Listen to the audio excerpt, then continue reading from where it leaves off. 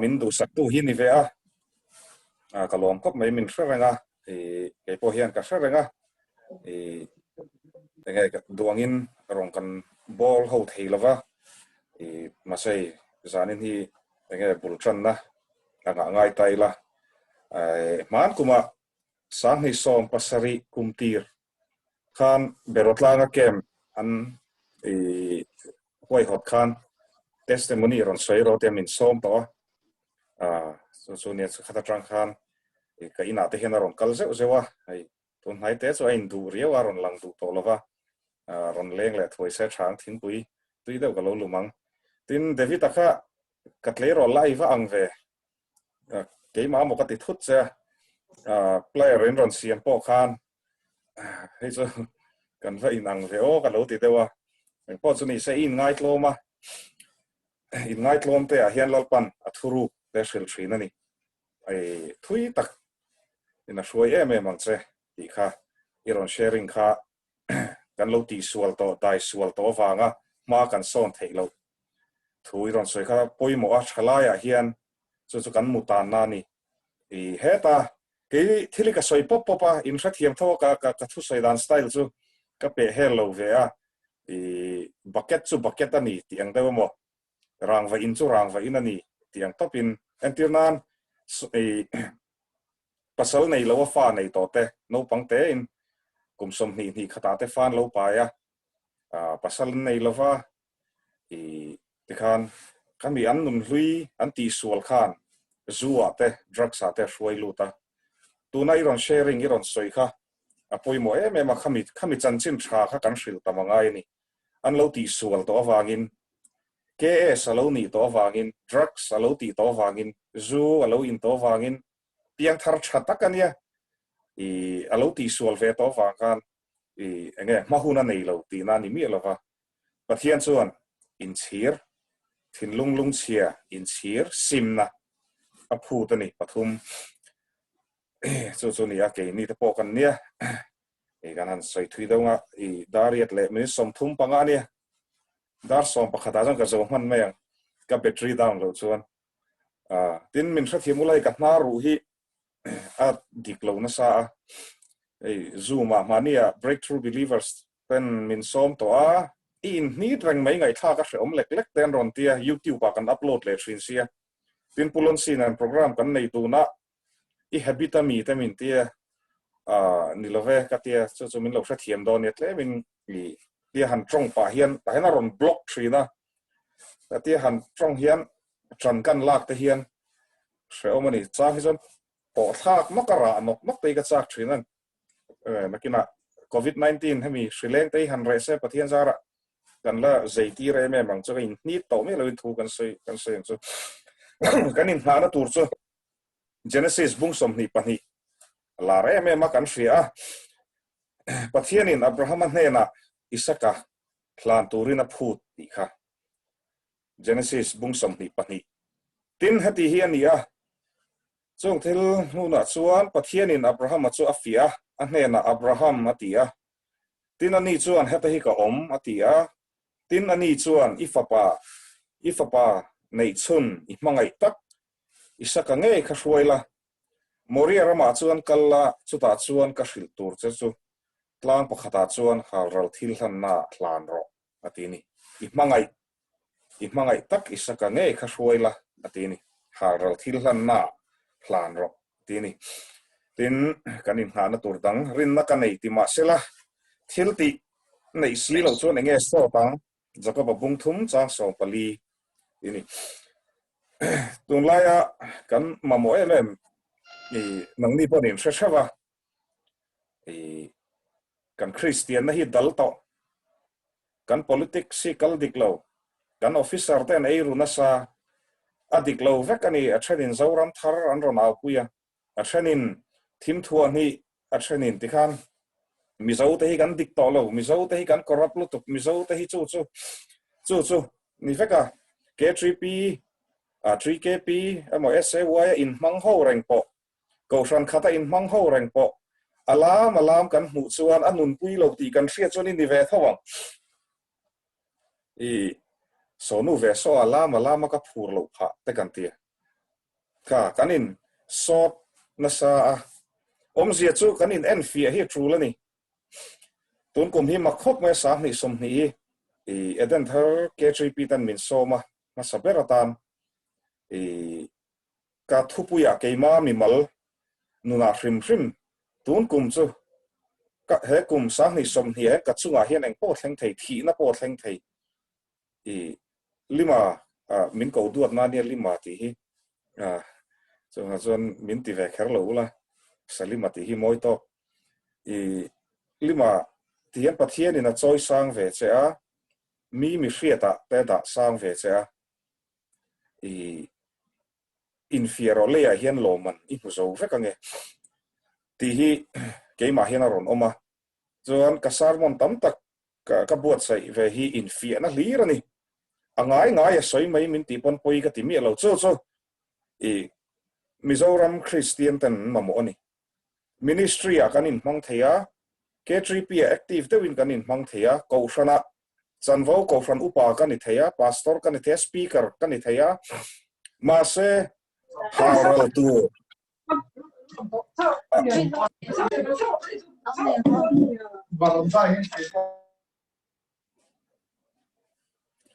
daron peng cheng nok dok ve nei sual boi mon le so cái soi lại gần buổi khác anh ấy distraction nó còn thút thiên thì concentration thì bố trí nó upalam rực rực cắn nấu bằng tàu bác sĩ lo hắn là cái chú hal rồi tu cắn này tí na này chú ba sim nó thu thì cắn in sil tam ngay à thì zirtir nó diklo tam tak khi ông thấy nè zalen na cắn hàn tia zalen cắn du lim entin ngay limang lim thầy đàn chú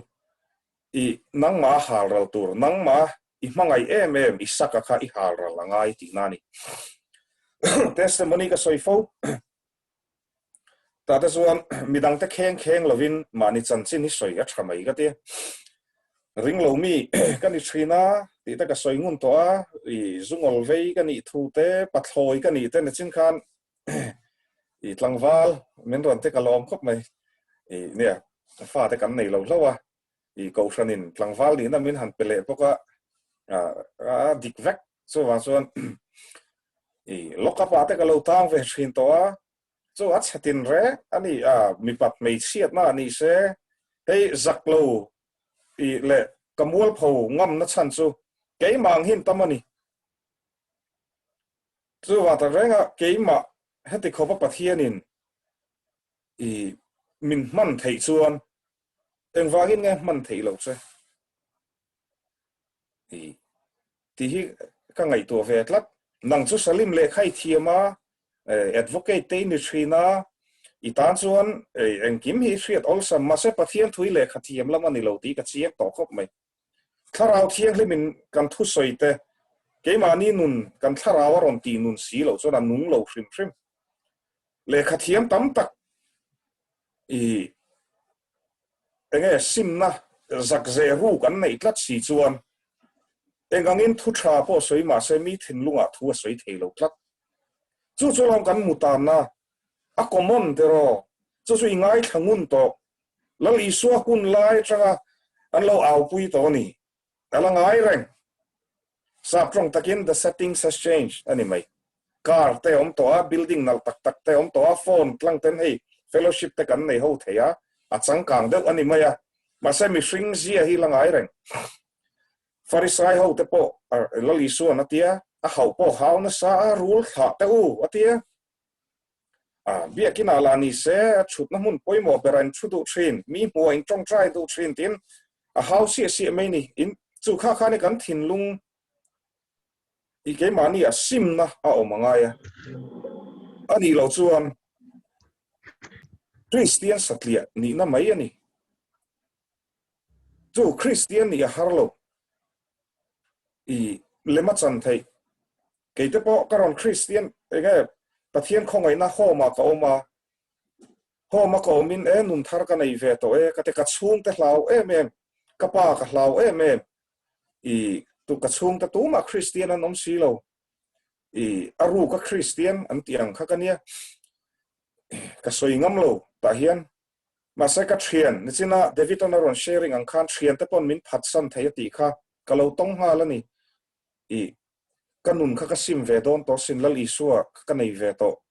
i tian ka fel ve to don thatakin ka ong ve to don ka ti ma se ka don chorum ka don ma sak ber chu setana chang lo chuan khupa khu piang thar lawang ti te panina chuan anu ei Mizoram Australia nan nia ei anu Mizoania Mizozia ria ông ngày nó lâu lúc tụi Christian ở bên bên này khu tại miền Tây soi chiết nó lirin ni zu cái lâu in vang tên mi bôi cái lâu soi này mà anh nghe tụi thằng in min zu hi asual vak lâu anh tí hi suan anh lấy in claim đây vani cái tí anh in tắm về đâu xe đó thiên soi soi mà bôi san pu về mà anh nó bôi tan beng cái lol mà in xuống bung ruột sẽ về nuôi yang lokapa tang venga motor sut se venga ka ta khani su ni a te khan a chen ta chu i poi ka lo soi ve na ten piang tharin ti mo te min tia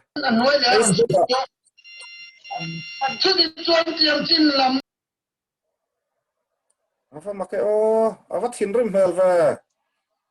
block mai to a miết thì buổi lát khá thiếu sôi tôm, số sẽ tân hít sẽ về truyền bốc á, tiếng hôn à hiền, và do đó khát tiếng á, rồi buổi phẫu thuật cho lâu block được đâu, thiếu sôi tôm, thì buổi lát, các này, đi lấy anh lâu, anh xuống khu ra tới buổi nó nêu cái lâu này về á, in buổi xây lâu chuột nè, các này, ủy lát sharing nó hôn hi anh ấy dân thấy bốc xí lâu cho bạn xuân lâu in bank diagram xe thì khác cho xuân này khami tu ra sinh tập bố tí thấy thì khác sorum cái in hal một mốc mấy nè ta xuân cái soi tum chu baptisma bố cái hắn sang về mấy xuân anh nghe chuyện tế trăng cái lỗ mù chuyện tên nha pian thar na thu hi kan republic veng kan no ma thang chia republic veng khu tu na moi deuh biak in moi deuh khu mi khu ani ta khon camping an nei thina riat ruk riat sari kum vel te khan kapa driver te kapa staff te kan veng republic veng zu in na sa deuh te khan lu thina ni an ron chuaka zu kha rei lo te chung an in lo mai kha ka pian tharna mo ka ti thina te re khan bulkachan tigan karon Christian so ve ni ta cho ka dik lo na ka hria tharau thiang he min khoi to ta chuan chiang taka lali so Christa thi na le tho le na kha ka bik takina thi na engwangin nge kapa na thi le ti hi ka chik chhota engwangin nge shom tam taka tor le engwangin nge cross a khan dar ka rup tho hai na om le engwangin nge chilan cha khum cross calvary golgotha pan lai khan sipai ho tan nui za siam nan manga na takinan hlapa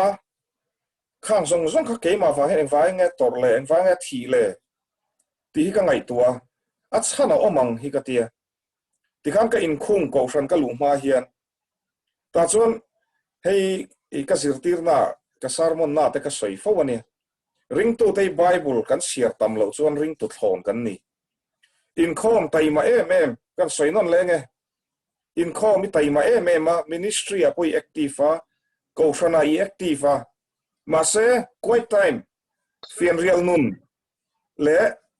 bible siar si lo chuan nangma in hu thei lo shrim midang ta diklo na hlir mu na ni tir ko pola tragin kan chanta tir ko pola po kan sia khati kho ko san ti do da to Stefan anden hlumpon abula lo dinga thu penge yang mu no mati po karing tir ko pola khan ti khan Damascus konga ta piang thar ti kan sia eng in aron sun thlo hun rei tak amit te del ti kan shortcut zelanga rong bol in a chuak ta zela FSC khua kala Corinth ta chu han soi kan te wila Ephesia kan Christa nun thar ti aron ziak tatlat me kha ka chiar futa kha ka nang ni pon lo chin che ngai ula bungli le bunga ta chuan Christa kan nei to si chuan kan nun thara chuan eng tin nge ka om dan tu ti kharon ziak tatlat me ni ta chuan a then hian I sual hi zu Mizoram a chuan zu drugs mi pat mei chiat na I ei ruk na chau chi thum chi oma ma se eat sick na wangin lo mi ta do tin kan he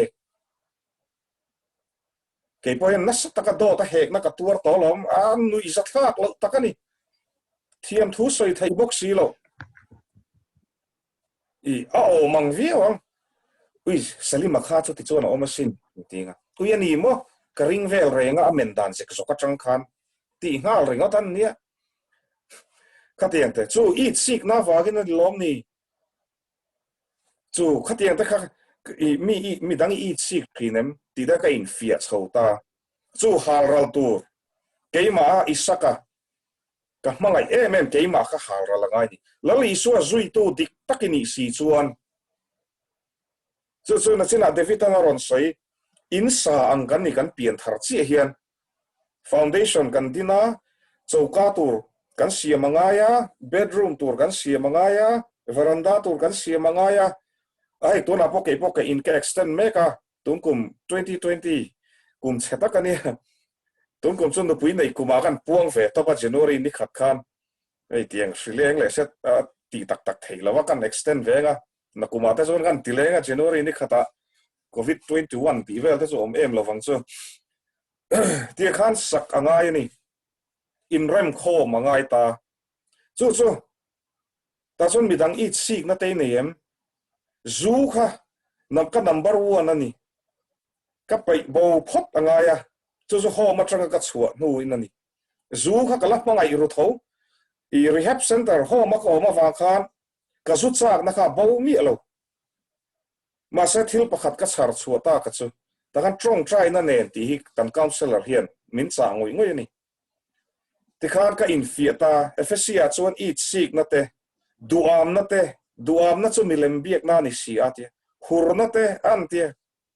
hei boy thak te ro hur na hi makdevani ai ka hur ve lo ti chun piak sual ni mai so nen tin ne mi thiang hlimani thei dan mi hring hi lali su Christianen kan thiang hlim thei chu tharau ra ani in sum na atangin ani in sum na nei thei chu ka soinon le Bible share kai tam le ko shona in man le hei alomom ka ti om ten oma doctor Dennis ate hi an ka fak fuwa I hemi pialama hian ministry ten lo tina thalai tam tak I enge ti hian in lo ko khoma alomom ka ti ma se chu mi pialama ka hlau em chu atakram karon husia I entirnan piang thar mi lo hian lo Christian theini ti hi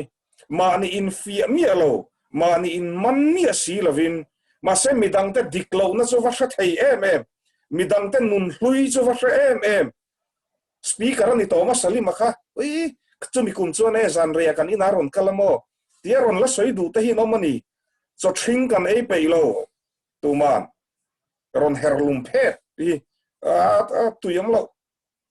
kha ni ku chu mi kum dule zin dar li apo karon kalang I ti vel kha ni mai chu mani in man mi si lovin midang te diklo na hi kan huna salutuka sarmon kan ngai thak re in ui ka salima soi kha zani namo om sarmon kha I andru khan ngai tha se ka pai ngai tha se ka ui ngai tha se ma se mani tan kan in seng lu do lo nga ti chu sual kan in ti du lo tlap chu hei hi lo fe chia gang clearol sual na poi nei lo mai thei zu hi emo tu thleng pon kum som ngai ni ngai la virgin mai thei lo in chuang du su I pian tharangai tho chu salima theology ni lo hei hi ni lali su theology ni chu ka te train okay chu ka fela ke chu ka nia felwang fel hi ka in zirtir na sel to ka dikna kanin zirtir lo lo chu lom lali su lo thi chan fel te chu bengali pa po fel lu tu tak tak chak ma pa po va kom la fel thawang fel thua chon dik na chu chu long ka in zir tir lo dik na tia ta chu ni a chu ke mani in man a chu zia Krista mi man chan na ti ter ko polan kha kha nang pon khami policy kha I follow ngai ngati chu I thenom nu kha van ram mo shem hun van ram I kai ke don lo wa shem hun itla yang lo don lo hei apoi mo so nang ma kha chu ta chu nang ma Kristan muem ti ni chu lo li so zui tu kan ni si chuan o Krista kan nei to lom tin biakina te mo khola ya mo I fellowship na mit tuit la zoi poni zai thei ma se kalsan I nei si lo chuan haral I nei si lo chuan lo li so zui tu ni thei lo marka bung so cha som pasari tanga som ni pani lo chiaro I tlangwal hausa chatua da nun zong kha lo li so na en vong mai ni I thil nei ta ka va hral min zui roti I thil nei ta va hral la ti kha I ani chuan khovel thilin a building nei te a sakor nei te wangai tua te nian chu tharawa meng heklo chu ni nang po in zo ro tharawa I mengem tharawa pian thar nei changem mi bula chuan oi tharaw thiang limin minom puia ti thei ma se tharaw thiang lim hi entina lo ten lo la I badru ba karon lu tai toilet a karon lu ta alo hing rum hing rum a chuan zun khom kan ti ni taro chu wa tak chi chuan tharaw thiang limin tunge a chen chil thin chu sim te adike sim ti ra du ke te po ho ma ko om line min ron khoi khan tharaw thiang limin chiang taka khoi na ka don khan I kanun kala sim leinem ma se ka tharaw ron ti hara khata changa pathian thu oi na min suai lu chu lom tharaw mi su tunge ti ka soi fo tharaw mi su pathian thu oi te hi a thu oi lovin tharaw mi ni thailo tuna yan speaker ka nia pathian in min choi sang ve I salima mo pon ti thai ma se zak ze tlat kala nei si chuan pathian khian hrer ka lom min pat tharak rak mai do ni ti kha chiang sa ni chu ni a pathian in tunge choi moi thin pathian in tunge choi san thin choi san ka ti khan lar lam ani lova I khovel pum pui mi hriat ni lam ani lo ko shana milar ber ni na lam ka ti lova pathian in tunge om pui thin ti na ni chu tharawin tunge hruai thei kan ti chuan thu oi te ni sual hotlat te sual homia si lovin I gospel hlai sa thei chiang ani ei ru rengin pathian thui soi thei ram foi tu lian takilo niang ko franu patan chuan o chan vo pe vengo thu soi tir ngo sunday zana ti thei ei ru rengin amo mi pat nei chian na po fili mi lovin thil tam taka adike ring tu thatak te nang le ke hi themin kan om thei han tluk lek chang te po om thei thu dikani chu ka dai to nia ka helu tuk ma se tunge piang thar chu atakram thendon to apo titlat te hi mi piang thar dik takan ni om zia chu zu in turi ni kala mi piang thar ni zui chen pai inang etia no apo I khivek to I in don se ngoro lo li so wanga ka in lo wangi ti ngam na kha mi piang thar ni na mi mua piang thar ni nge lalpa mua mi piang thar ni poi mo zo ke ro zong lo li so ma mi piang thar ni ti ka thang zo mi ma moi mi ma a cha mi ma in huam u bai chuan lo li so hen ke ma ko om chen nge ka ti thin ti hi ron hria se chu poi mo zo chu haral tu trong trai ngai mia si lova I Christian ni za tha adike I enge adike te so kan tireng ta pathian thu sunday kumli ni atanga kumnga ni atanga primary beginner atanga heta senior atanga puitinga an luta engko fran po ni taila pathian thu kha lut nem shima ka hria ti thailom pathian thu chu ka hrian pa pakha thi ka thu soina ka soi chuaka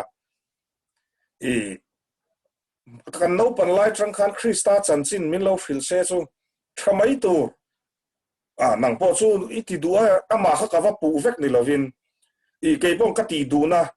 kha ka diklo hrim ti kein pom tho ama ka va pu vek lo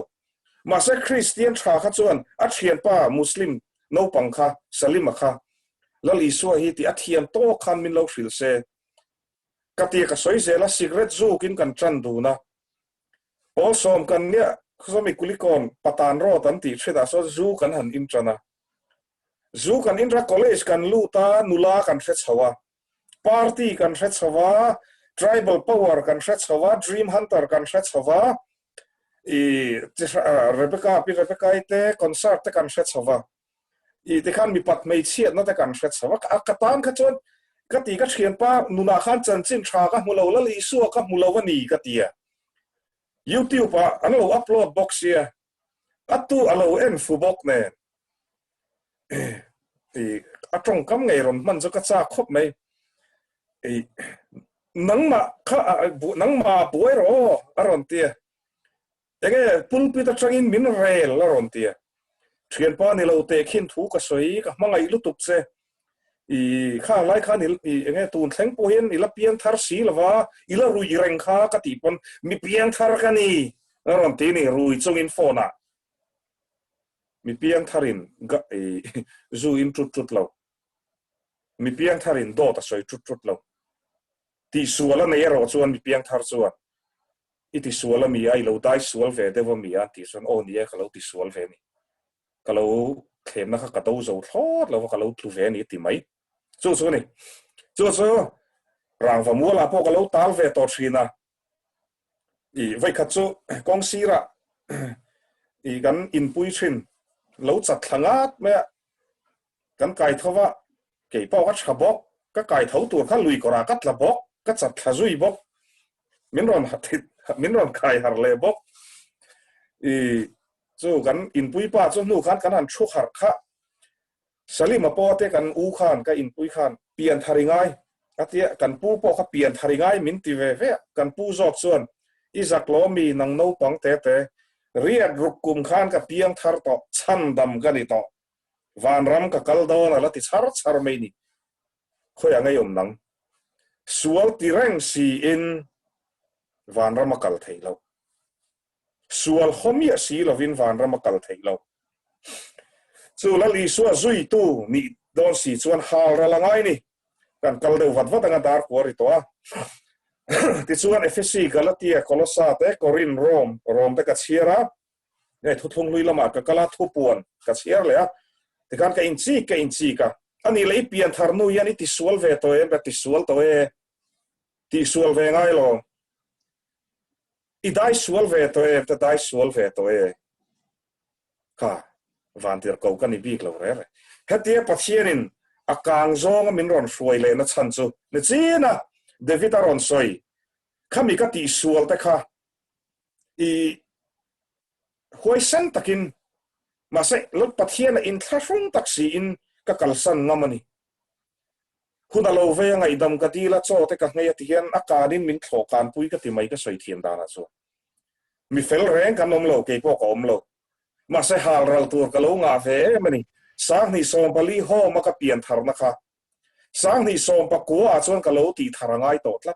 ni tinin ka thi thin ti ka ka thiam tla ka hria thiam mu chuan pathian in ti han tun tin huna min ta ni chu itis van tir ko ka di lo ka ti mi thiam lim ka ni lo ma se hei ka ni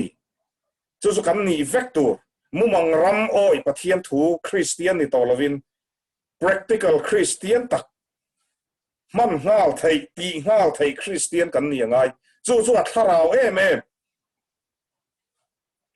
sual ti na chan so min englo mai chu kan thian pa pakhat hi zuwa in le a bolero alo chat thangat me nak tu zinga ka zilang ka tia min ron pan nge ya i azum dukin ngatinga zuin le a ka tia makletuk somi ko son ram huai oma min lo phara tia ka tia chu te zu lo nei ami ka tia ka tia chuan ram huai ni ti hria ka tia hria ka tia chuan zu nei ya ram hoi chuan zu ron pa ya ka te o in ro at ti tlata ka in ta lom le kha oi lo ma ni dik lo na pom du lo kan hau hre pani kha mai mai ya chu wa chuan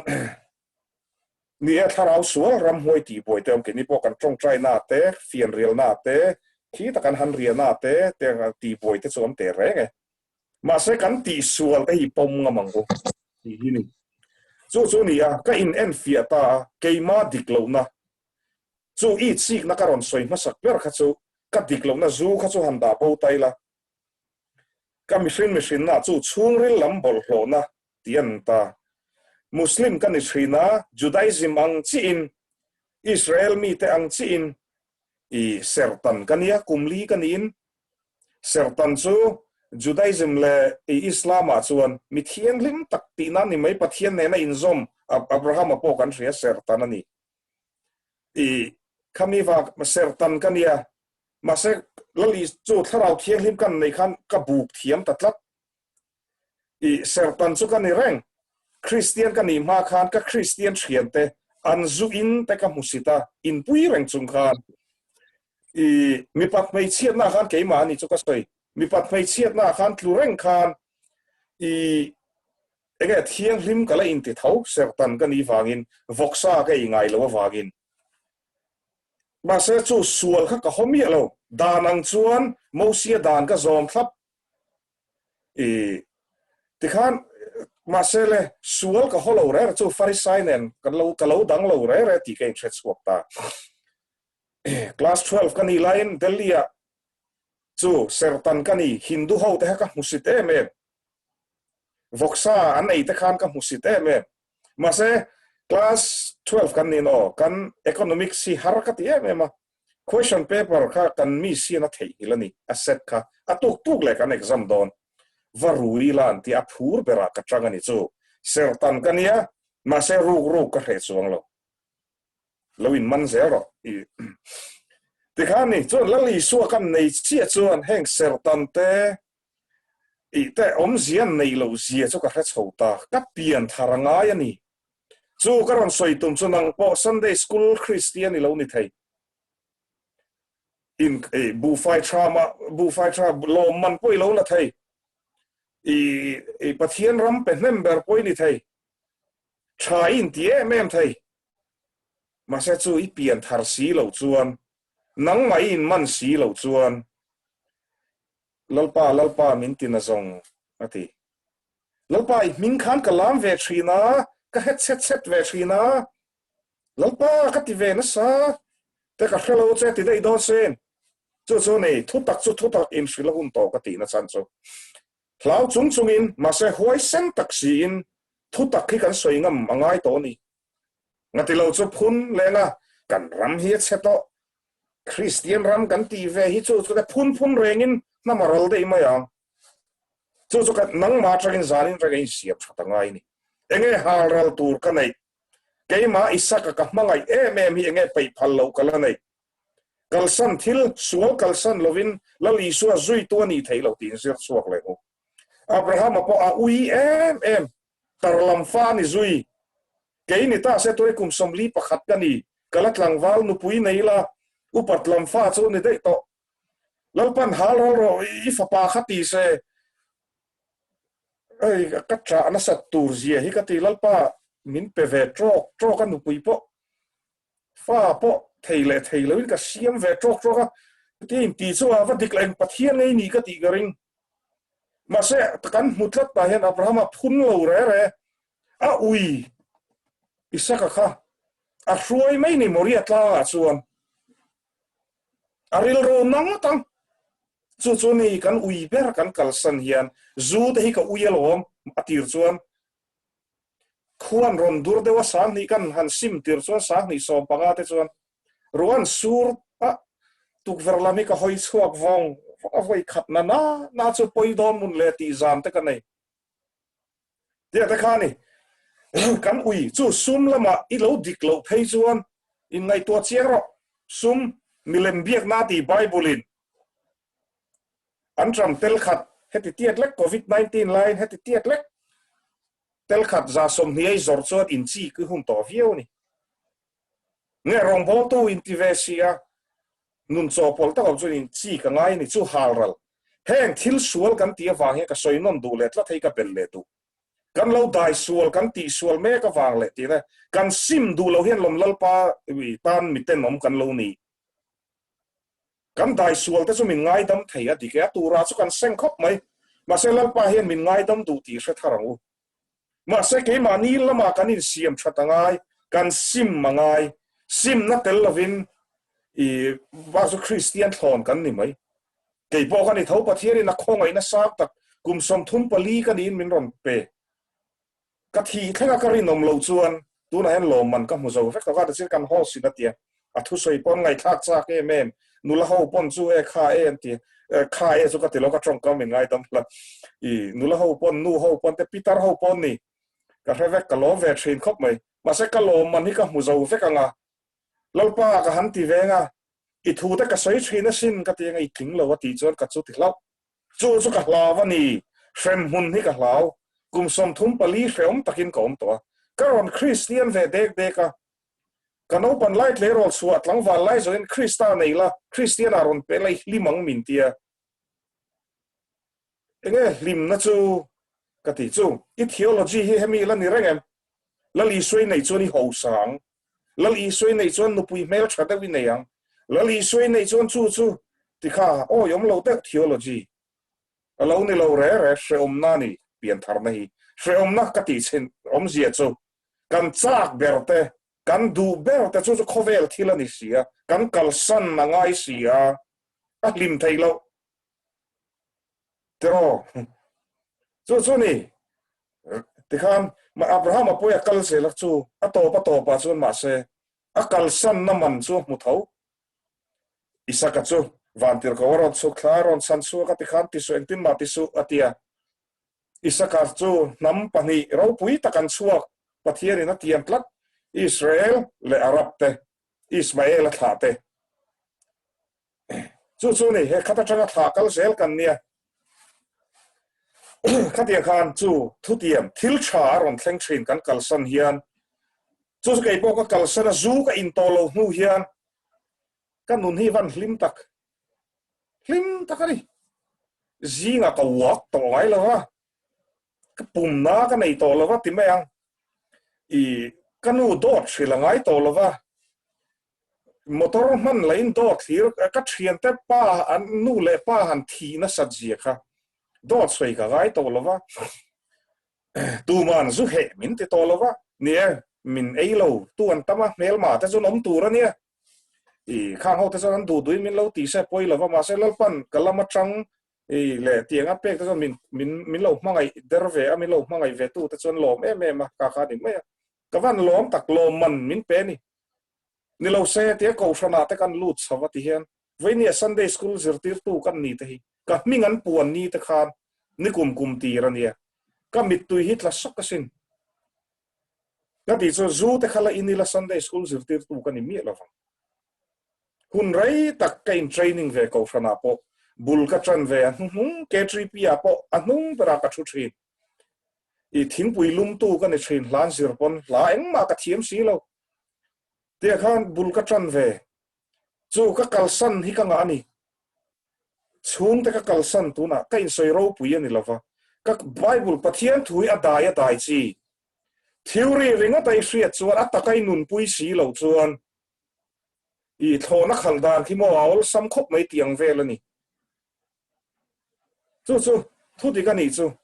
scooty khalbo har leinem te i khal thiam tak si lo chuan ka chawa khal thiam ni mai chu wa chu ka chawa christian kan tam midang te musita soi che thiam em ini vem ilo ni chuan zak deuh ro ti kha ni ka soi du chu in siam thoro simro ti ni adike khovela hian lali so pon thu dikaron soya huat ron ani tura poem tia in ti hoi sen le ni lo se chu nun hui tam tak nga kan ne dai sual tam tak kan nia ma se ka ron soi du chei mangai na chakin ani he nun hi lo nei ve ro ti hi lali so kalsan nun chu ta cho ne kalsan turin ai mi do a hekte i do hem mi rel ka ye mi soi chenga ye soi chiat na te chu sual lian na ni hlei nem khaya dong tu ni chi ro soi chiat ni du mi lo kha lo li su pon soi sel su uti mà sẽ tôi đã chọn in social na hun hi kan honga Facebook ron omte social media shrim ron om hi ke chon poi ka ti character assassination kan ti mi pakhat i nun hi ati chiat vak thein zam khat thil thua chu Christian rama FB ve lai comment zot ga yam mi dang te diklo na hir chu ni lo ti thin ni chon sim ro alo diklo ni chuan alo diklo ni pon ngoi zir mai ro trong trai sak ta che ti kha ka soi du ni in lak pa viau po ni lo Krista nei tu te kan pa ber ti kha ka soi du ni chu mi rel mi soi chiat i sik na te hur na te heng ti reng chungin pathiana ti lom thailo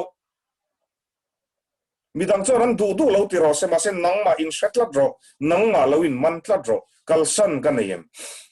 ti suan ka in fia ti kha ka ria zu ka kalsan ka ti chu i sik na te po ka soi ka u nau te ka thi ke me me ni a hlotling lo ber ka nia ka u nau te khovel thilan hlotling sia a rui cheber ka ni zia i ti kha ka u nau te an thrian zom tak an ron lenga anom mel hi ka te ka phave to si lo ka ti khan ma se kan nga khei sim ka ngai ni dot soi hi sim ka ngai ni i hurna hi ka sim ngai ni chu sim tura lo tam khop mai kanuna kan hanin ena mi ti thei chak lo so ba sa ka e lo ti chak te kan avan rom ma sa eng tin nge chung te chu ne thei dan chu hei hi ni trong trai na bible chiar tam chu ni tin he to so ka in khom thei shri lawa le lo mom chu ni sina ka soyang de ko fan ai active bok apia lama ministry ate lo active alo mom ma se khami I ha na kha I tak sa ha na kha I athon ma yang ti ka hlau wang ani ke po ka in chi ka ke ma tra in fiana wang atanga ron chuak ani chu ga zon adai thel thei adai sual thei piang thar shaber poin sina ka soi to kha ati sual thei lu tuk chu thu dik ani ma se he ta hen tharal thiang hi mom to chuan ke mani min tur tuam chon kong dika min suai le nge thri ta zo kan han hal ral tak taka ka kalsana piangin midang ta thik na dewaron om po hian man zana ka soi to a makhop mai sum thil po tian ka sarmona e singa ven ko sana February tha khan thu ka soi ni man zana ka soi to kan soi non le lo ke zo pathian ro puina e crusade ka vanaya ka team member te nen kan ne kan I chol ni zana ni to a zarina kan tholo ko from secretary zarina kan tholom tur hi speaker polin atia chuan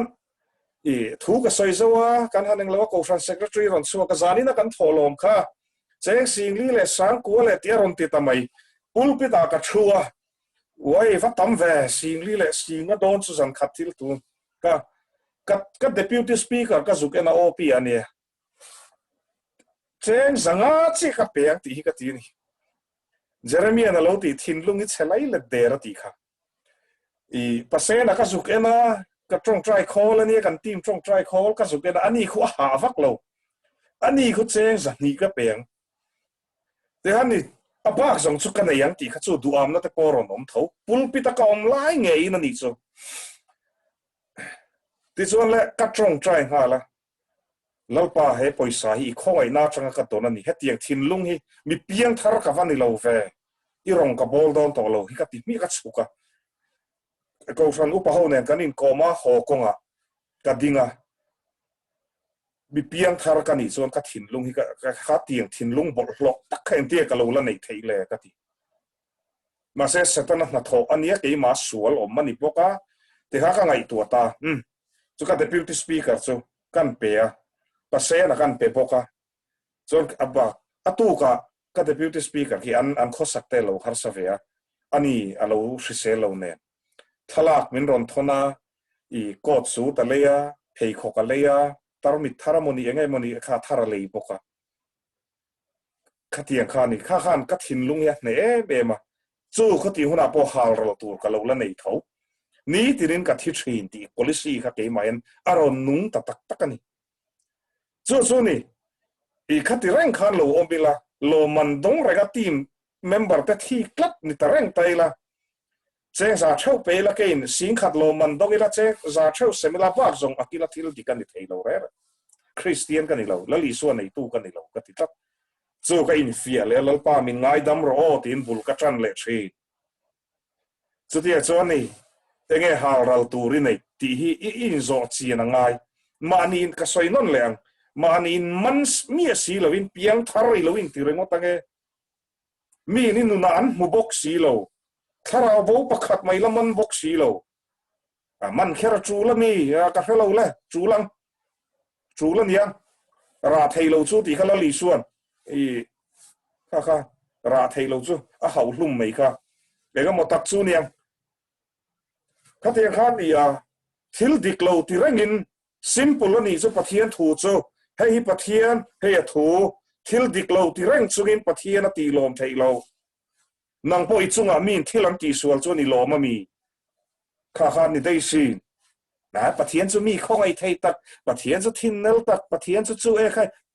isim xí lâu chú là không em thao vắng chứ kha ngay lắm chú ní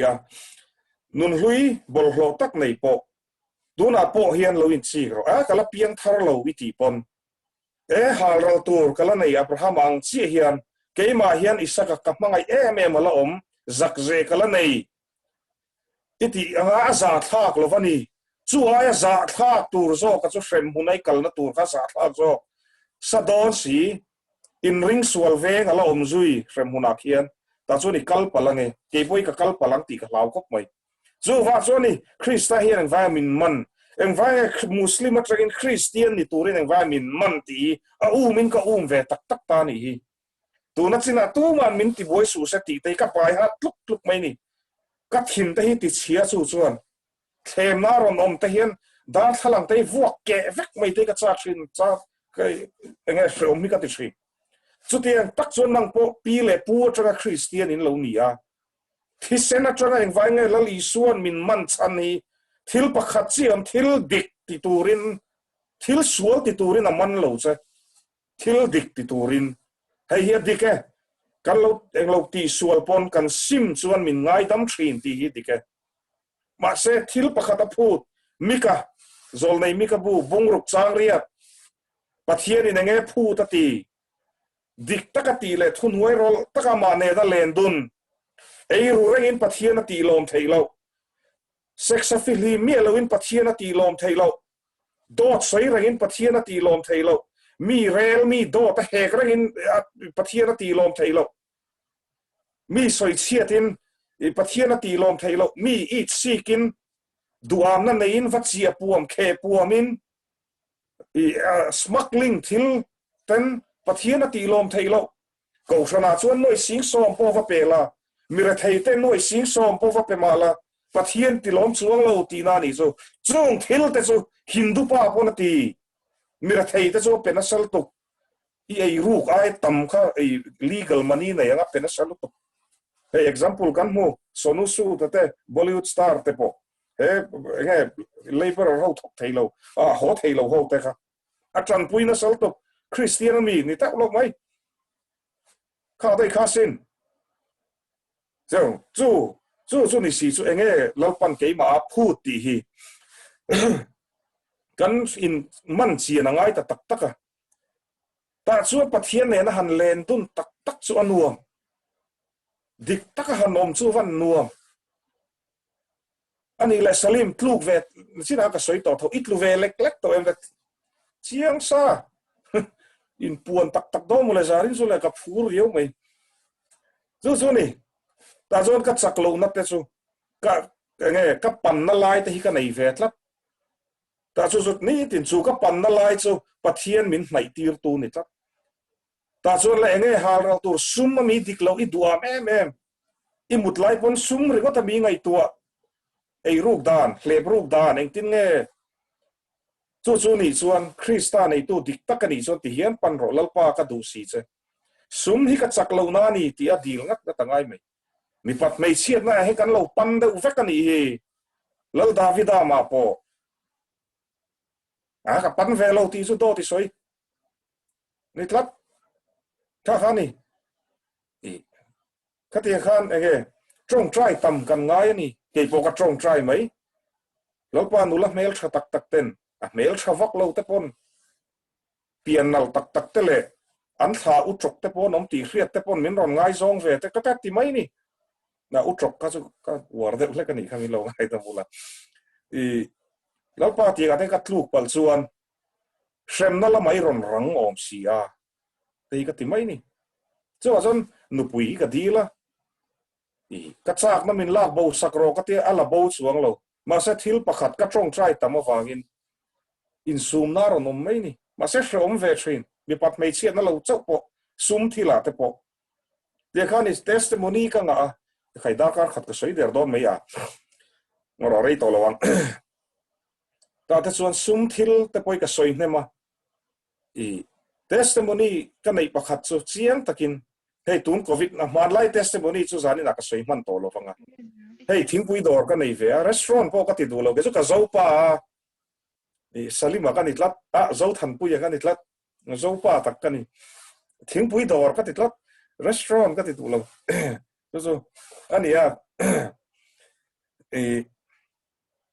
March thla train ka hong thei lawa hei September ani to a income ka nei lo frim kanu le ka pa te ina khian i cho ka e ani maya aba khi i min eng mai ka phut lovani sum thila po ka ti boy lovani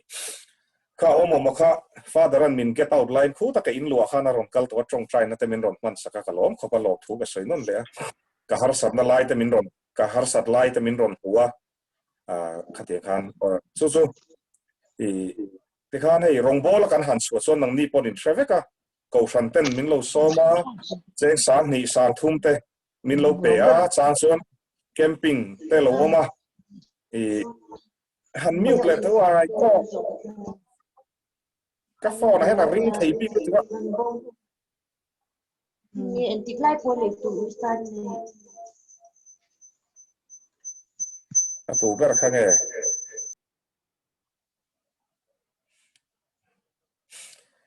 hello oh i an o kharon ring lu tu ka chu i amak khop mai lo pa tin ka tiang ka ti i lo man ka mu ve te kha ka chu ka ti member te ka sem huwa cheng zariat cheng zakwa cheng sa khat changa ti te rural bank ramri ko na khon ka zuk da ve ngat ta kha te klem te hi ka khol ve ni abak sum nei ka nei lo re lu to om box si lo ti khan i lockdown nam ti to si eng tin ne kho mang o chu ka ti ve tho ma se man lai chuan suma diklo tak thin kha go hati high court go hati ka om lai chuan kapuin affidavit zathumin lo siam ro ti ka zarukin ka siam trala i ina trangin ka pa te ka unaute i ti khan dot shilin poisa ka dila a zu wang te pon i thian te pula ka kala i chute dot ti khan suma po mi diklo ka ni ma sa dik takin kan om chho nu chuan pathianin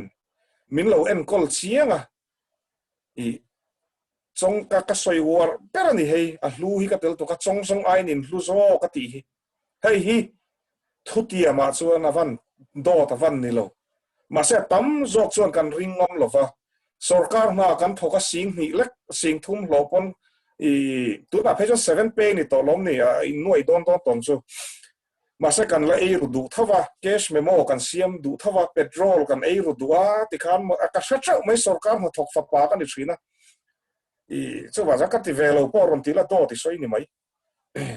so cái đó số miền ron vào bù bung thèng mà sẽ bắt thiên suy vào mi là vắng đi cái này mà sẽ địch tắc in cầu mang cái tia tharuk chung hay anh mà in cầm om lo March là lung ngay về LPS cái pot xia an broadband LPS broadband cái pot về box xia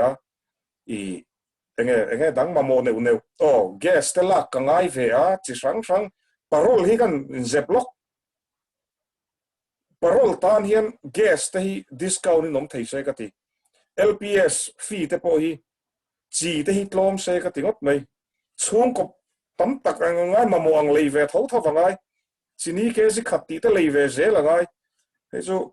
có ta cả lần hay chú parol tới tan bắt hồi tới tan hiền cái soi pe lo cái này chú mặc thóc mày April tharon nia pathian ram aron lut khoi ama I income het nei kan ilova eng tin nge niang le lalpa katia karil ru chu eng tin nge niang o kati I ram recon chu rural bank ka ta ve chu khoi che ta ngai do na ka ui po ni chuang lo pathian tan ma se ka lo khol ve nek nek khania nakina ka in tun din na tur tia chong trai na ne na ka da ve thap thap te khan nia poisa kha ka ui ve khop ma kanu chi hi ka han shil ngama nu khoi che ka ngai do na ai kol sai cheng za thum vel chi ka nei to ka ti chuan chu bini chuan April ania lockdown po khala strict khop mai I ram lun no ta chang son hetlai kan veng a che vel tan shil nge ram recon central jail ti vel nge zo nuam lam ti vel ka dan chung ten lo omani ka ringa ka hrat chi ka in bethui man lova aron kong khara rot ki ka salima o ni ate envelope apan huang reng khop maya min pe maya kan ena rin na thlai chi ti hi lo in sia ka ram hlun no ta mi ten nia an ming chu sei lo me la I an lo eng lo takin kan han hong chu sing khat aw ma khatian khan chuan April a zawa me tha ti khan mam chu chong chong ai kan hlut jok sia chu lalpan ka thing pui dor sum ka mu ve na a in khar ti a ria rong bol ka chua ve a ka rong bol na sum lam ni lo wi khami lo man te kha in tun din nan ka khol ve ni ti min hriat pui so at amita chon kan hlut zia chu ei ru ka ngai lo zia chu ka soi du wa ga ni chu le bazar sum dong ni pon I le vak vak kha om zia om lo phrim phrim ti na ni chu cheng zanga man ai shal thei sang thu mai shal chona dik to lo ra chu buk dik lo ani chu chu min hria nang po I har sat na hria dik takina ma thu oi la to ka ni mai abak zong chu ma na ron ti mai ti hi ka hril non le du cha takin ka dai alom le thon thu soi turin phone ma te ka thureng pe te lo mai ka ring ala na zui ka kong nen ka cho tha nen ka mi po hi na ti kha ni me tharon thenga eng tin nge niang o tin bul ka chan le me tha tin nge niang le ka ti trong trai turin hei pathian in min khong aya pathian ro puina ka soyam ti dam na te min han te ve ta ron trong trai ta chen te ka han kala cheng za ni te ka du lo chu ani chu nei mi lo chu a chen te chun khoi ti mai te po cha kom trin ma se kha o an tia I thing pui man te min tia so mi lo in me tha te khan lockdown kha la strict ani ti khan ka han ti ve a ka han trong trai saka I ho na man tur ten tia ti khan ka khola me tha chu lo zo ve mai ka ngei e lo ra tu poisa ma ka puk lo ju na ron ni le a eng tin nge niam ka ti le a vai reng te Golgotha camping center le an task force in thu soi turin bin soma kan zuk chuka ti mangin rong bol kan zuk ne ya loi ti khan kan ron ho chi a OKM phun chonga khon kem kan han nei le a chol lovin I kan han ho tur chu an zinga mi nu pa hin lo ma deputy speaker nen min kova in rong bol na kan pui ve du chu an tia ka in soi rin nom ka in soi eng lo lampang ni lo se in soi moi ka tum lam ni lo se ye ka deputy poron online in ka ria mi ho sa te ron in rol ka phal lo frim ka rong bol na he ka ti mai ni ma se khamini khan ka ma mo em wa ga ni po ka khelo po na ka lo ma min ko wa an nu pain chat takin min sila lom takin ka lata kan han hong jo sing khat sa nga ne kan han in sema chu jun tha po kom le the July ron ni August ne ti khan mak dewin ani chu September ron ni che tun tha ni chu tin nge ni ngo kan ti le a US atangin YouTube pa kasar mon lo ngai tha thina ni puzira ti ni in chuak thei om si lova ka ngai tur yo mai chi hi ron tia poisa hi min ron thon top many post office ai lo lam don ne te karwa sa in rin ni han han lama post office ki lockdown na wagin le curfew wagin tu vak manom si lova kan lam phot te nga hi ka ti CCTV vel kha chom lo se ka lam thep bang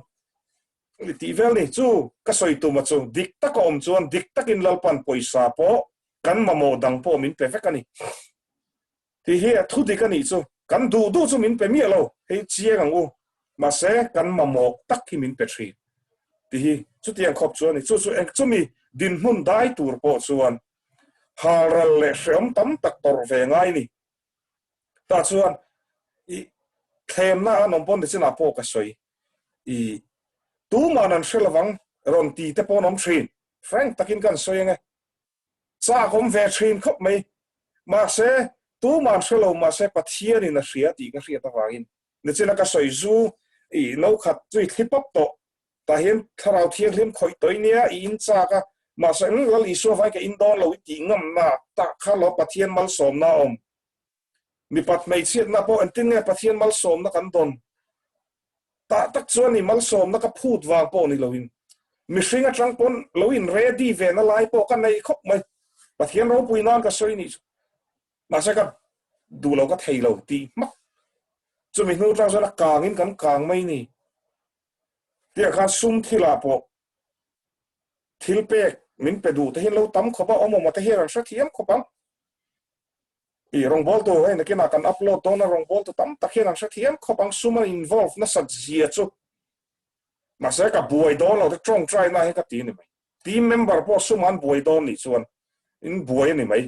รองกันบอลเขาเราตีนี่ตกไหมนี่ตีโซ่กับรุมเวครบไหมงั้นตีสุดปะเทียนเนี่ยนะรองบอลแล้วก็ตีเทียนปุลปิดราฮิกตีแล้วนี่ก็สวยงอีดวงอีห่วงจงจงอีกับหูเวไว้เส้นตะกินก็สวยงเราไปรองบอลเวก็จะอุเอ็ดวอเกตกันนี่เทรนนักสุดตาปอจนก็โหลดลิงเราสกูลก็รู้ไลน์เอ็งอามาก็อุณเอาแต่อังปนก็โหลดลิงเราโหลดลิงน่าเร่ฮิกันในเราเขาเวลทีละอุณเอาซีงะปอรางวมัวละตาลกันนี่พ่อมาแต่ขอมมีหูสิทธิ์กันนี่ก็สัวละวากินมาเสียรองบอลน่าจะโหลดลินเวกันตัวแต่นกกระเปียงอีกสู้อันเปรลบมายังตีหินตับไปนี่เราลีสัวมินเชียนกันแค่ตอนเราฟิมตีหินสู้ว่าส่วนนี้อีรุมแต่มินตีฟิมครีครอสก็งาส่วนรูมังไงอันนี้เราส่วนเซตันนั้นมินงำลุตกกันตุเลโอโลทรีนบวนกันจักโลทรีนทีนี้สุมิตูส่วนอับราฮัมอังเฮียนรินนักเน็ตเนียแล้วปันให้อิสกาไอชามินเปโตนันนี่ที่เรื่องรูปูอินฮารัลงำมอริอัตลาละจุดฮารัลเวงไอตัวนี้จูโดแต่มีเหตุตัวนั้นส่งใครในตัวเล็กรอโดที่ใส่ตัวส่งอิสปอเซียเตอีเราเล่อะไรอีเราเซ็กซ์อีเราฟิลิมเรานั่นเตจูอีเราอินรูกนั่นเตมีอีซีกน่าฟังเตนี่เราเดี๋ยวเราไม่ส่งกันนั่งมาอินเสียงส่งกันใส่วันส่วนมิเตนนมวยนี่เต้าเราก็จะเราปุยกันดีกันเราลิสวคริสต์ฮีมีเฟลเตอร์ล้ำตัวเราคัลกันนี่เราติดลับมีสวลเตอร์ล้ำตัวนี่นาทีเสียจูไอ้เกี่ยวกับเฟลเกี่ยวกับดิกเกี่ยวกับอินทิตานาเราคัลเราเกี่ยวกับนังมาอันฮีนี่เราป้าเกี่ยวกับเวนุลัดลมเวตักสุมาโพดิกเรามีตัวเหมีเรลชาดมีเซตินเรงนี่เราป้าก็ดูเวเจเกี่ยวหุ่นตัวนี้อันเดอร์นุนช่วยนิ่งลมนี่เราจะฟิล์มแล้วมาลูไม่ตัวเดอร์นุนที่แรงมีชาทอโลมาเป็นเนมบูไฟชามาเป็นเนมเตี้ยโตกันตีตัวฟักจู่ๆก็ชนะกันอินมันส่วนจู่มีเปียละมอมจู่ๆรินนมนะส่วนฮาราลมฮาราซีลวินคริสเตียนชานีไทยเราข้านี่ตาส่วนนั่งจู่ๆลงละลีสัวรูปุยนักตีเอ็มเกี่ยวกับเรื่องส่วนกันในเวลาที่ตานารงกันเราแล้วพอมีบอลโลกันนี่แล้วลิสูบาร์ติมายอาวังจีนแล้วลิสูดาวิดาฟปามินคงไอรอตีอันนี้ข้าส่วนมีตาเดลมิสิงังปนมาสักทาราวมิดโปเดลเกี่ยปนกัติเวตูนใช้แล้วพอมินคงไอเวรกัตาร์กูนใช้นี่รองบอลให้มินทัลสักเวรอีรองบอลนั่นตลาดเห็นมินโหลดลินตีร์เวรมินคงไอเวรอีหลักเห็นสวลเจ็บกันในละเวกติกับแฟรงกันนี่ก็จงใจที่มานี่อินฟักนั่นเรานี่ไม่แต่เสก็อินฟักเวดูสวยเชียดนั่นเลี้ยกันโตค่ะตัวมันมินฟักตักเราจู่นี่จู่ทุดิกันนี่เจียจู่ที่อาคารนี่อะตบนาน atop nan ka tia atop tak nan ka ti zona voi ruk na vel in lo fa thiam mai don ne dar so ma chon ka zo su ti chuan kan hanin fia chu kanu le kapa kanu zongi ka lo ti thin te kapa nang ma wang hi ni mi zo nu pui lo ne mi ten vai fa min tia ka zurui laia in chung bung ruwa ka ti chiat ta ka kai to chuaka trong kam na tak ka u te ka u mi pa te in sual puya thisen ka lo chuate ka farnu min boral san tu ril ru nak takka ka da te ngai dam dil man lowin min boral san ani ka pian thar mu hin ngai dam ka dil man lo re re chuwa chu lom ka ang lo thei lo ka chapo thei lo ka in chuan thei lo re re ilar to anang chu tha kan lo la pui chan ti nuai po hian heng zong choi moi nei pathian wang chawani ti ka chiang lu tuk nak tuk mai po tha thei ka ni ti ka chiang chu bi wang chu ni ka in fia zel ta so kanu le ka pai tu na ka in hau le to gai lo re re u patrok nuwa nu inu le pa choi moi ra le ai dam ra yang ti ka thiam so ka pian thar mui chung ta chu muslim ka ni line mo sia da na ka bai hat ve thau ka ra ve thau ma se nu le pa lo mangai lo choi moi turin pian thar lo ngai tak an thui ka kal to lo re re bong ek zuk puron te ka pu mai tiang khani tiro an ti so ka ti mai bazara han kal ron ti mai ka ipa ki kor so fa por te tu na te chuan tiang khani ngai dam ka va dil he hu lo ma se shom ka ti kum som pasari an mit tui ka lo ti tla kha ta kha ka in ngai tu chuaka ka u nau te ne to ka in hau ngai to lo chu lo li so wagin ni in thu in ba ta in khak zeu tiang in chung khur pa ngai om te ka cho thu ran ni se te ta khan ka thian zong te po hian min ria ka thian te hian min zil le to lo re ma se phim khur ro lima kluk na tur tamania i soi chiat na tur tama do dal tu chen tamanga chu tiang chu phim khur vak ro ti ta min zil na sa dik i pian thar wang khan i dikreng don lova i ma se chu wa so phim khur la tong trai tam la ti tan min khate ka chu thu ran ni se ti khan mi pat mei chiat na lama ka film lo na te ka ngai to chuak alo thalovani ti hi ka ria ati han ti te nei du hau lo kan mut puya tro an lo ra ya nu thloi pa thloi kan tam zia hi nu le pa te du hau lo kan nei tro kan in nei rei le si lo zu in kha nei suan ti namol bol lom ni drug sa ti khan ti ni nu pui te chel tak an man pasal te tuar suak sim alo ngak te pon om te rek mai ma se tam zo khi chu kha kan du than na dik lo zel wa gin ni lo that lo zia chu sex te hi ta chon mi mei se pakhat nun kan ti chia ta chon nu thoi te chu kan mu da society a mi zo society chu ni lo vai society a po a dik lo kan mu dik thei lo train chu tiang te chu ni a sex lo man that lo engang pon pills mangla engang pon condoms mangro hei hi chazo cha chung la i so ne na ti lo hi a christian lu tuk ringot chu pa ni chu thodi ka ni chu dai ramani chu te khani dan dot soi shat ka ni ziate te kan ka in diklo na lir da to pa kan hanin chu tak chu mong ko hur na chielom le ka lo bo chiet lo le ti hi ni chu ituna again LGBT community atanga te poin lo ma nakina kha chu issue dang nakina sarmon kan siema kan la tianga ti khan bo chiet na lirin ani kalo om ta chon le kati ti khan nichina ka soi in sak ang kum som thum palia traga in han sak chat le chu mani hanin rem chat le chu har sa takani chu nichina ka soi thenin aron piang thar a om ngai na shalo ron piang thar ani chu khu salima khu setana tang lo chu na piang thar thei lo ti kan ne ya baptisma chang ve ante o yom lo atlu le trek to ang ni zu in na sal tu alam ve taksa chet na te changa ti ale ma changa ni chu ni chau zela lem hi ka lo chang re ni ang chu tu na pathian in tiang din puna min da lem chang a choi sa ngai lo chu thu di ka ni chu om zia chu tun din mun thleng tur hian kalsan tam tak ka nei ve ti na chiang reng engang pon do tin min hek se engang in chu e khai poron ti se ya chiang reng kha ni mi soi sia lal pana sa choi moi theilo rim rim tiang ta kha ni tuar ngam vela engkima choi san ka ti khan inuna thuangang har sat na chu omanga ma se ne china tran tuina ron tiang khan tui kan lai pon ti kalau omanga ti lom otun lai trong kamin ti to mai o mei al porati kang lowang chu ti van dik tak en tran tu ne ha kan ril rui nang hle mei anulat lain hla ten lo phua ke po mi lo phua sak ve toi katlang wal lai hian la pakhat chu ti lps zone vela chu se ti khani chu ni ti khan lo in fia ve to ro le chu ti zo lom mizoram a that don nang ma in siam that chuan mizoram hi akal sual kan nam hi akal sual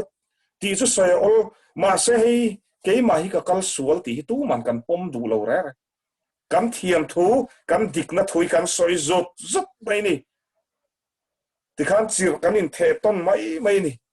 ta cho ke ma hi lom dik lo ke ma hi lom in siam that ngai chu tin ril ru zanin ron ngai thatu zong hian ti la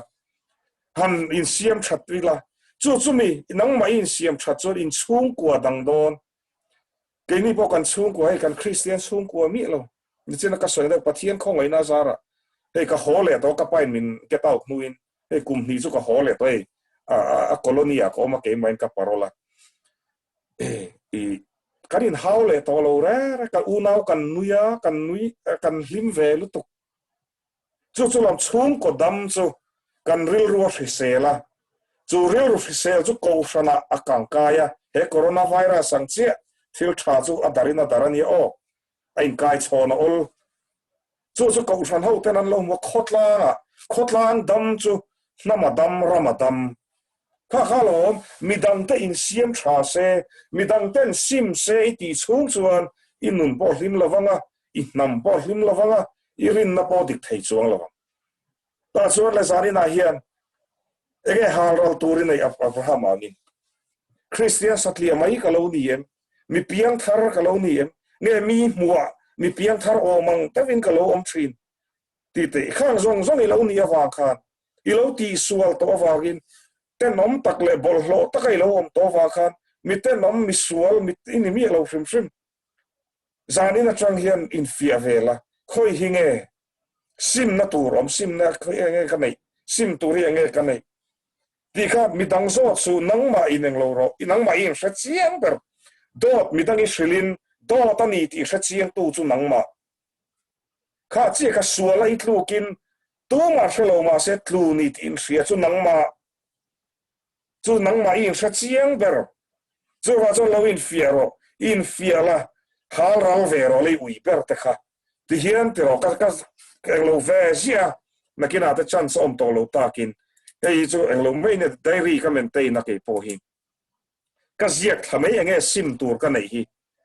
te ka ziak hei sim tur ka la nei hei lal pana du lo hei sim ka la ngai ka la thin chelu to I khani ka ke zung pui chui ta chu nalu tu ka trong khiat lo dik takani ka phun na sal tu kan nalu tu ka de ta kham hoi lo wani ti ta ka ziak kha chuan trong trai na ne ti chuan ni pathian nen kan lo ne thin kan sak lo na te chu ti chuan lo pathian tan mi thiang lim kan lo ni chu poi mo zo chu mi hnuwa zo ram thar chan chi ni soidonia chu mi hnuwa thim thu ani mani lo in man photang isim photang u chu mi hnuwa chuan nam thu thung zong te kan lo thei don lo aroin rem dik don lo mani in man sim si lovin khatiang khan thila dik thei lo re chu wa chuan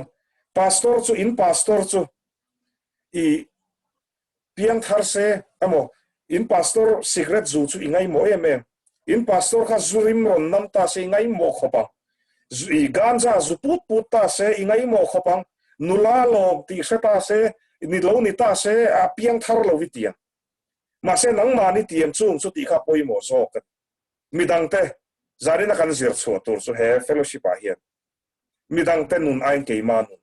midang zong chun tha ke ma hi ka sual be ke ma hian ni lo li su chu ma mo ke ma hi lom pian thar ngai chu ke ma hian lom sim ngai chu tin bul lo tran le ro iti sual te I dai sual to te chu thei hi la harang ma se le hei lo nei la trinity ka titlap ko sana bible cheer trong trai tai ma lo mom view I ka soi hemi ko fran pialama active pialama ministry te lo zela chalai tam takin hip zela tia in man so zelte a cha zela ni so khatia ilo ti chuan I trong try huna po hetia pe hel deu ni lovin to the point deuin sa trong kan tel ve ni so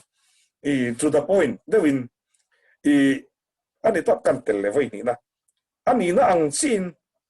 sa kai voksai ka du thina voksa ka du chuan boksa ka du ka ti chuan tiklo re chu indi la in mulo indi la diklova jago ba bungli chan thum voksa kai cha chuan voksa kai du omoman choya min somta se arsa mi ti se ai voksa ka ti ngai tiang che khani harsat na depression anxiety heng zong te nei na chan chu 99.9 hi khanin siam chopani 1% om hi chu no pan lai tle ro laia thil thalo tam tak kan ton wang te midang sual kan tor wang te ni thei ega mo thi na wang ten pathiana ka kha chu ka soi lovania ma se khan harsat na tam tak hi kha khani ma se han hal ro ve to ro le thil thalo kha kalsan ve to ro kalsan tur isriat nge khalal pa ta nak in sar sang don ni so kalsan ro chuan isakang chia khan la abraham chuan a chon bet vek to a zeilum chia ka ti mai ya ma ba to ta chuan lo pa van tir ko waron suka ti su atia ti khan kan ria ya apak chu mal so mi na omani ati ngam tlat chuwa cho pathian wangin thil diklo inuna ombet nget tlat chu la li suan en lo ne tum la trong trai na nun lo nei tlat la bible lo chiar tam em la in khom thai ve le lo in khom ngat la midang te diklo na hai mi lo midang te lam te po va king lovin ke ma hi ni he in khom mi mamo ke ma hi ni he omo mata vineyard ministry hi mamo pathian mai na ke ma hi na ni bible mamo ti chian nun lo nei ton che ti so lo en ro thara wa shoi te ti zinga khani tel ma pathianin